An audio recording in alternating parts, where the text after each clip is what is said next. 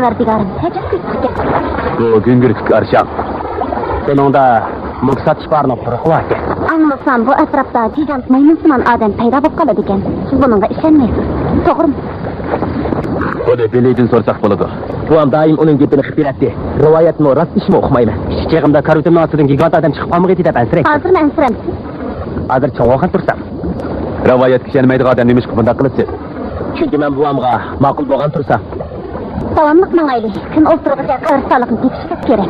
Aval o kırsalığı baksın tepişiniz gerek. Ladimiz gemel kılaylı, yürüyünler.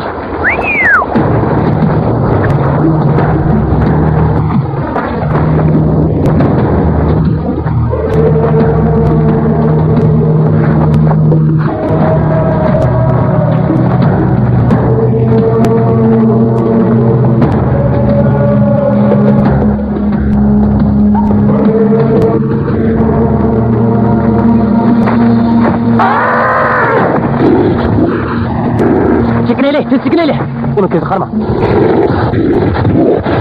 Oturma. Çetti, ne deyse? Gözünüzün tutulayın. Keçiren, serpmeniz eçilik gitip.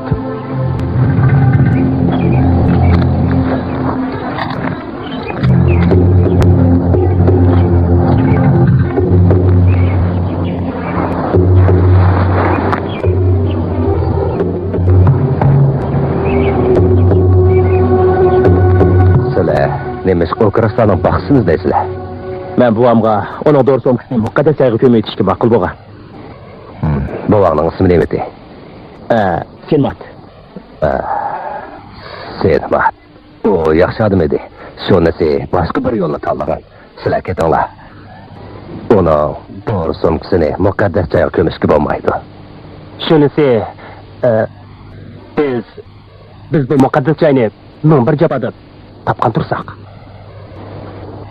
O bizge yardım qilmoq tugul. Aytsa, qo'rqitadi. Kechiringlar. Mening asli maqsadim bu emas. Demayli efendim. Siz bizni qo'rqatqili kelmagan bo'lsangiz, sizni topolmas ekanmiz.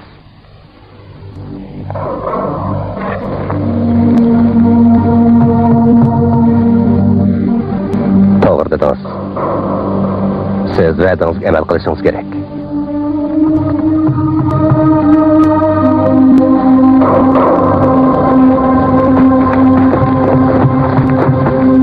Kirəlaydı, doğru mu?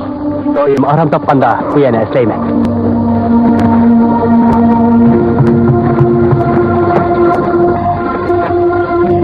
Qızcaq, sizin deydiğin gibim var.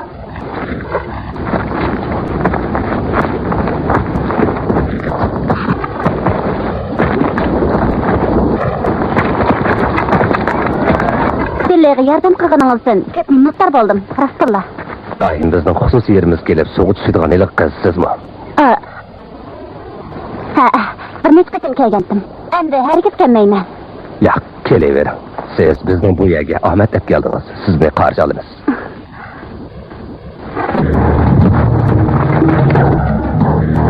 Qorallarını taşlanlar. Tez bolala, tez. Ko'nglimni elektirgan narsani. Nima ishkaligini endi uqdim. Bayliqni eplab, sizlarni qo'yib beramiz. So'nglar mashaga ko'miladi. Endi medalni qaytarib olay. Rahmat. Ularni bog'langlar. Tez. Mashada.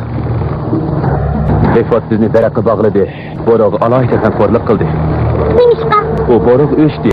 Shuni gungurt arshamining ustiga esib qo'ydi. Egizlar akasinglar.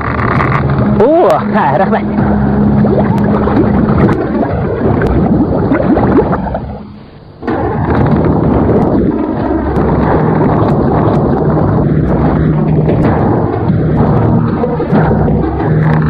Ben bo'lolmadim.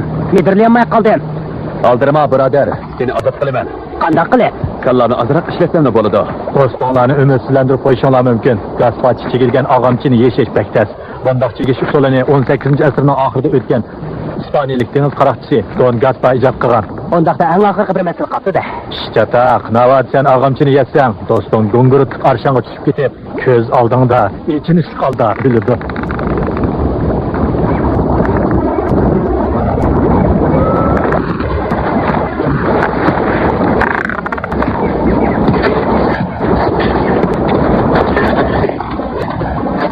Men bo'lsam hargiz buyani ko'lim aytib.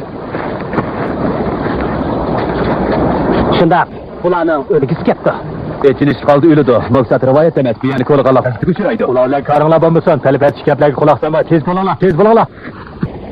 Chapsan. Tez bo'linglar, oldinglarmi?